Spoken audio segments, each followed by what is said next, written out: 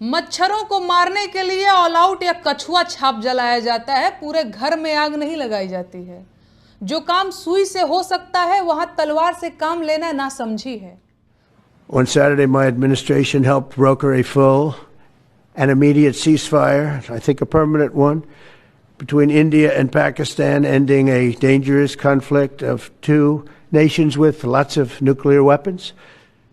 मुंबई हमले के बाद सरकार ने सभी आतंकवादियों को ढूंढ ढूंढ के मारा था, जिसे जिंदा पकड़ा उसे भी फांसी दी। सबूतों के साथ पूरी दुनिया के सामने पाकिस्तान को नंगा किया था, जिसके बाद पाकिस्तान पूरी दुनिया से अलग थलग पड़ गया था। And we helped a lot. And we helped also with trade. I said, come on, we're going to do a lot of trade with you guys. Let's stop it. Let's stop it. If you stop it, we're doing trade. If you don't stop it, we're not going to do any trade. सरकार को किसी ने नहीं कहा था कि देश को युद्ध के उन्माद में धकेलो। किसी ने नहीं कहा था कि मॉक ड्रिल करके युद्ध का माहौल बनाओ। आपका काम पहलगाम हमले में शामिल आतंकवादियों को पकड़ना और उसे सजा देना था। जांच करते, सबूत जुटाते और एक बार फिर पूरी दुनिया के सामने पाकिस्तान को बेनकाब कर देते। फिर देखते कौन साथ देता पाकिस्तान का। आप पाकिस्तान को सड़क पर ला सकते थे, लेकिन आपने ये मौका गंवा दिया। शायद पहली बार ऐसा हुआ होगा जब प्रधानमंत्री मोदी के समर्थन में पूरा विपक्ष था, पूरा देश था और साथ ही साथ हमारे भारत की पूरी सेना थी। बावजूद इसके प्रधानमंत्री किसी की भी लाज नहीं रख पाए। और जो सीज फायर की घोषणा हुई है उसके बाद मेरा सिर भले ही शर्म से झुक गया हो कि हम पाकिस्तान से बदला नहीं ले पाए, लेकिन प्रधानमंत्री मोदी को और उनके सभी चाहने वालों को जरा भी फर्क नहीं पड़ा। वे सभी लोग इस वक्त शर्मिंदा हैं जो लगातार प्रधानमंत्री मोदी के समर्थन में खड़े थे, बावजूद इसके कि वो विपक्षी थे, बावजूद इसके कि उन्हें प्रधानमंत्री मोदी पसंद नहीं थे। वे सभी इस वक्त शर्मिंदा हैं कि उन्होंने पाकिस्तान से उस बात का बदला नहीं लिया जो हमारे देश के आम नागरिकों के साथ हुआ, जो विनय नारवाल के साथ हुआ। लगातार देश के हर एक नागरिक का सर झुकाने का काम किया है इस बार प्रधानमंत्री मोदी ने। एक वो दौर था जब एक महिला प्रधानमंत्री ने पाकिस्तान के 2 टुकड़े कर दिए, उसे घुटनों पर ला दिया बिना किसी के समर्थन के। उस वक्त हमारे पास ना बड़ी बड़ी मिसाइलें थी, ना बड़े बड़े हमारे पास औजार हथियार थे। बावजूद इसके एक महिला प्रधानमंत्री होते हुए भी एक देश के 2 टुकड़े कर दिए और उसे झुकने पर मजबूर कर दिया। और अब जिनका विदेशों में डंका पीटा जा रहा है, जो 88 बार विदेश यात्रा कर चुके हैं, अगर औसतन देखा जाए तो हर एक साल में 8 विदेश यात्रा प्रधानमंत्री मोदी ने की है और ये बहुत ज्यादा होता है किसी भी प्रधानमंत्री के लिए। तो आखिर उन विदेश यात्राओं का क्या फायदा हुआ अगर सीज फायर ही करनी पड़ी? तो हर एक युद्ध का बदला युद्ध नहीं होता है, मार के बदले मार नहीं होती है, दिमाग से भी चलना होता है। और शायद ये चीज हमारे देश के प्रधानमंत्री नहीं कर पाए। वो प्रधानमंत्री हैं, सम्मानीय पद पर बैठे हैं और सभी उनका सम्मान करते हैं, लेकिन जो उन्होंने इस बार किया है उसके बाद शायद ही कोई बच्चा आने वाले समय में इतिहास को अगर पलट के देखेगा तो प्रधानमंत्री मोदी को सम्मान की नजर से देख पाएगा। वो यही कहेगा कि थे एक हमारे प्रधानमंत्री जिन्होंने पाकिस्तान से बदला लेने की भी हिम्मत नहीं थी जिनमें, और उन्होंने पाकिस्तान के आगे घुटने टेक दिए। पाकिस्तानी इस वक्त जश्न मना रहे हैं और हमारे देश का हर एक नागरिक दुख में डूबा हुआ है। क्यों? क्योंकि हमने पहलगाम का बदला नहीं लिया। प्रधानमंत्री मोदी ने उन सभी लोगों की शहादत को व्यर्थ कर दिया जिन लोगों ने प्रधानमंत्री मोदी का साथ दिया और बॉर्डर पे पहुंच गए। कुछ ऐसे भी सैनिक थे जिनकी हाल फिलहाल में शादी हुई थी, एक तो ऐसे थे जिनकी 3 दिन पहले शादी हुई थी और वो बॉर्डर पे पहुंच गए क्योंकि उन्हें पाकिस्तान से बदला लेना था, पाकिस्तान से युद्ध लड़ना था। ऑपरेशन सिंदूर इतना डंका पीटा गया, इतना ढोल पीटा गया कि मानो अब तो पाकिस्तान खत्म है, पाकिस्तान को नस्ते नाबूद करके रख देंगे। लेकिन क्या हुआ? कुछ भी नहीं। सेना तैयार की गई, सैनिक तैयार किए गए, सेनापति तैयार किए गए, लेकिन क्या फायदा जब राजा ही घुटने टेक कर बैठ जाए, वो भी तब जब दूसरे देश का राष्ट्रपति उन्हें समझा रहा हो, बुद्धि दे रहा हो। आपको बता दो कि प्रधानमंत्री मोदी ने पाकिस्तान के आगे घुटने सिर्फ इसलिए टेक दिए क्योंकि उन्हें ट्रंप ने कहा था। डोनाल्ड ट्रंप ने उन्हें धमकी दी थी कि अगर तुमने नहीं की, पाकिस्तान से अपने युद्ध पर विराम नहीं लगाया, तो तुम्हारे देश का व्यापार हम बंद कर देंगे। और ये बात डोनाल्ड ट्रंप ने पूरे होशो हवास में डंका पीटते हुए कहा है। On Saturday, my administration helped broker a full and immediate ceasefire, I think a permanent one, between India and Pakistan, ending a dangerous conflict of two nations with lots of nuclear weapons. And we helped a lot.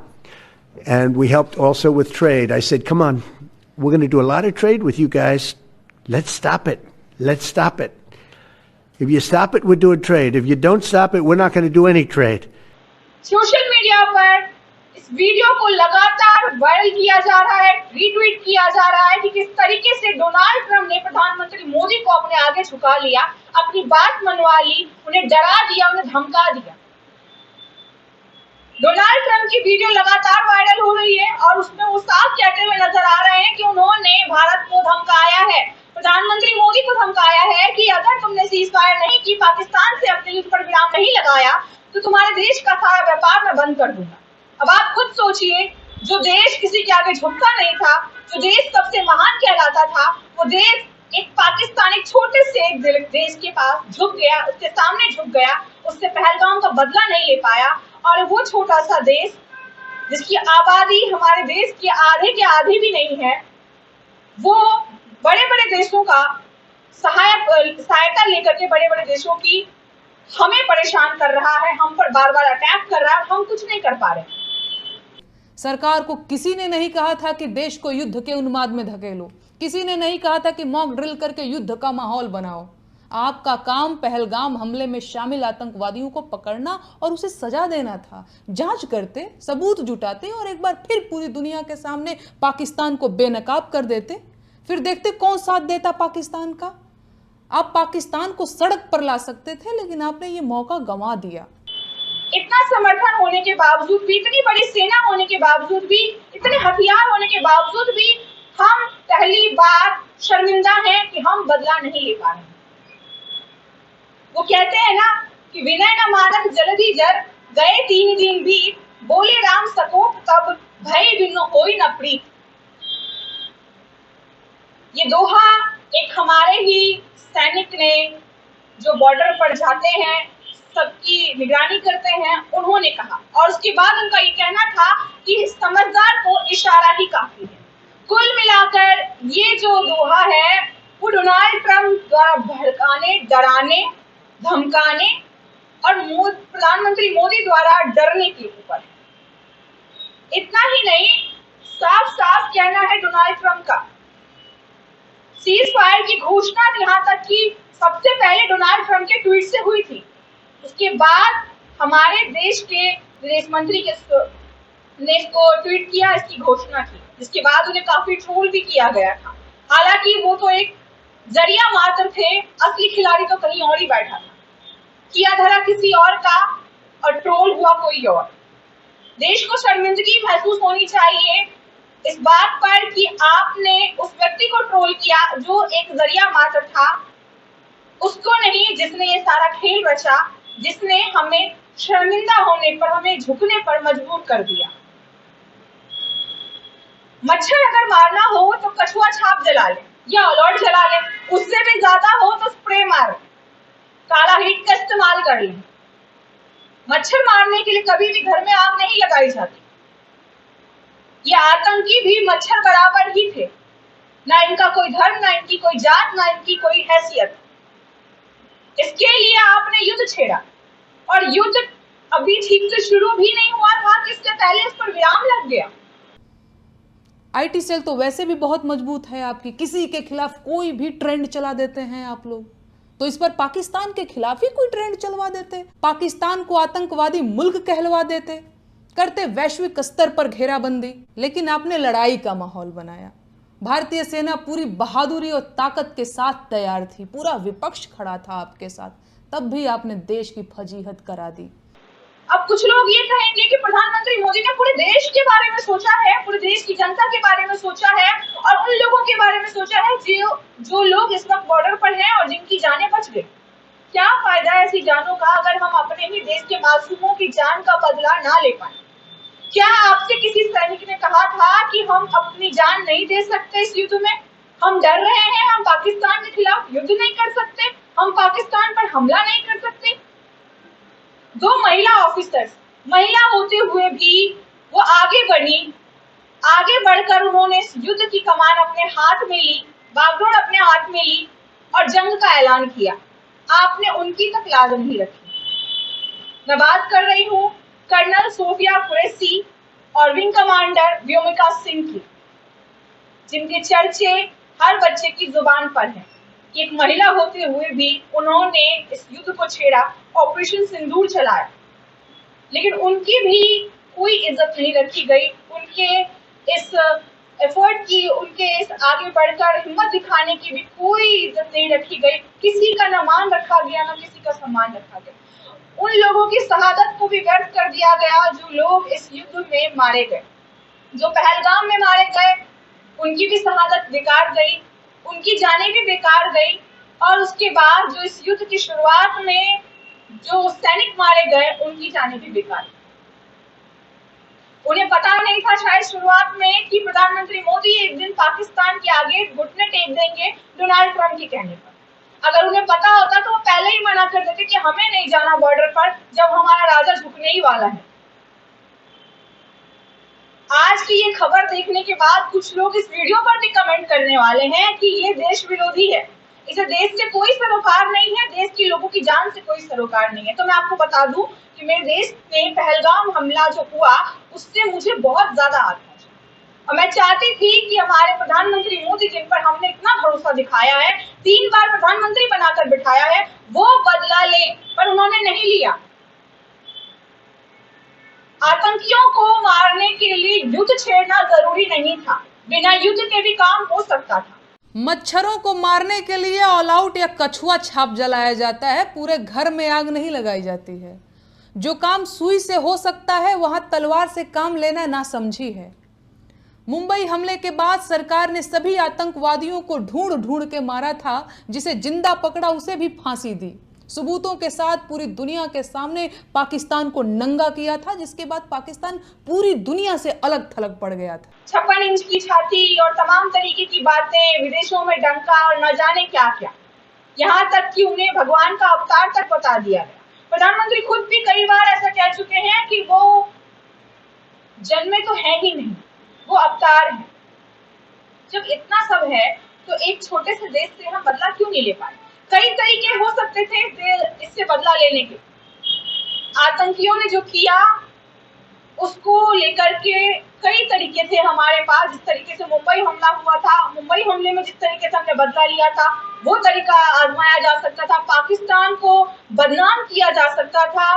पूरा IT cell, पूरी ED, CBI, तमाम सारी चीजें आप ही के पास में है। आप कोई भी हथकंडा अपना सकते थे। पाकिस्तान को इतना बदनाम करते, इतना ट्रोल करते कि वो खुद शर्मिंदा हो जाता, कोई उसका समर्थन नहीं करता। अगर इससे भी बात नहीं बनती तो जिस तरीके से मुंबई हमले में एक-एक को चुन-चुन कर मारा गया था और जिंदा लोगों को फांसी पर लटका दिया गया था, कुछ वैसा ही आजमा लेते आप हथकंडा। भारत बहुत बड़ा देश है और इसके लिए कोई बड़ी बात नहीं है कि चंद आतंकियों को ढूंढ कर मारो। पाकिस्तान इतना भी बड़ा देश नहीं है कि उनमें से हम उन चंद आतंकियों को निकाल न सके। बड़ी ही आसानी से इस हमले का बदला लिया जा सकता था, लेकिन ऐसा कुछ हुआ नहीं। इसी बात पर निहार सिंह राठौर ने भी एक ट्वीट किया है वीडियो। आइए वो वीडियो देखते हैं कि आखिर निहार सिंह राठौर इसमें क्या कह रहे हैं। मेरा स्टैंड से नो टू वॉर का है और देश को अभी भी आतंकवादियों के सिर चाहिए। और सच ये है कि इन दोनों बातों में कोई विरोधाभास नहीं है। ध्यान से समझिए, हर हमले के जवाब में युद्ध नहीं किए जाते। फॉरेन डिप्लोमेसी नाम की भी कोई चीज होती है, वैश्विक घेराबंदी भी होती है। युद्ध तो अंतिम विकल्प होता है। युद्ध होने का मतलब ही यही है कि आपकी कूटनीति फेल हो गई है। शुरुआती दौर में भी निहार सिंह राठौर ने आवाज उठाई थी तो उनके खिलाफ एफआईआर कर दी गई।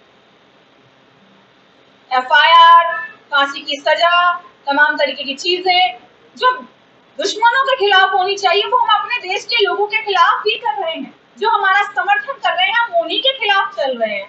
तो आखिर हम दुश्मनों से क्या बदला लेंगे?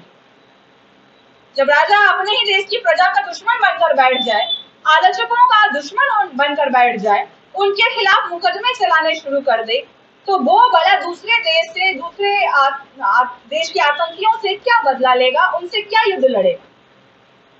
कुल मिलाकर मेरा कहना ये है कि हर एक हमले का बदला युद्ध नहीं हो सकता।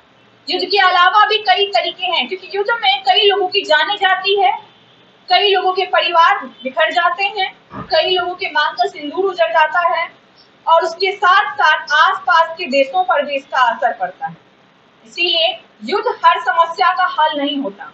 आपके पास तमाम तरीके थे, तमाम नेता, कैबिनेट मंत्री और बड़े बड़े लोग आपके अंदर में हैं। आप किसी से भी योजना लेकर, आइडिया लेकर के काम कर सकते थे, लेकिन ऐसा हुआ नहीं। बहुत ही शर्म की बात है कि प्रधानमंत्री मोदी का समर्थन पूरा देश कर रहा था और प्रधानमंत्री मोदी ने एक डोनाल्ड ट्रंप के कहने पर, एक दूसरे देश के व्यक्ति के कहने पर सीज फायर कर दी, और उसकी घोषणा भी कोई और कर रहा है और खुलेआम कह रहा है कि मैंने धमकाया है। जब हमारा राजा ही किसी के धमकाने में आ जाए, तो हम भला उस राजा पर कैसे भरोसा कर लें कि आने वाले समय में वो हमें सुरक्षा प्रदान कर सकता है।